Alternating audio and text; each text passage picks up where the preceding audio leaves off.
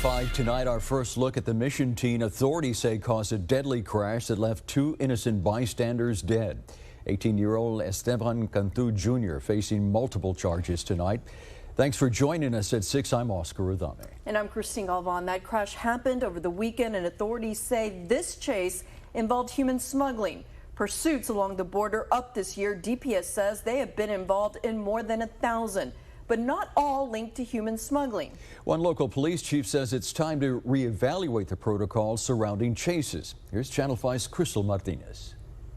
Just most recently that we had a fatal crash because of a human smuggler trying to avoid apprehension by disregarding a stop sign and crashing into an innocent family where he killed a mother and daughter that were local residents in Mission. Lieutenant Christopher Olivares is talking about this past Saturday when an 18-year-old driver trying to get away from Border Patrol agents and DPS crashed into another vehicle. He says unfortunately scenarios like this one are not rare. Our troopers can come into contact with that driver and stop that driver.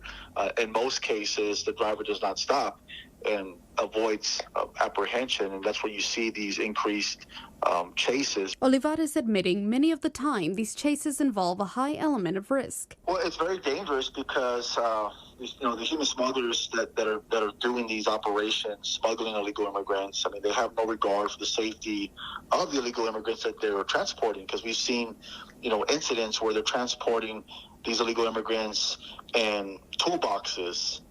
They have them in trailers. And as the crash in Mission shows, these type of chases can be dangerous for the public as well. If people are getting hurt, and especially innocent people, perhaps we need to take a look at that. The Fort Police Department wasn't involved in this particular chase, but Chief Andy Harvey spoke to us about how his officers are trained. He says in his department, they look at why they are chasing the person. Then they look at factors like traffic, the weather, and time of day, as well as other things like if there are children or other people around. And their priority, he says, is to protect the community they serve. It's not just the people that we're pursuing. It's not about their safety and the police officer's safety. It's the community at large. As for DPS, Olivares says troopers make the decision in the field on what they feel is the best choice. They have the discretion to either disengage or call off a pursuit just based on the circumstances that are taking place. Crystal Martinez, Channel 5 News at 6. And here is another look at Cantu. In addition to the human smuggling charges, he also is charged with 2 counts of murder.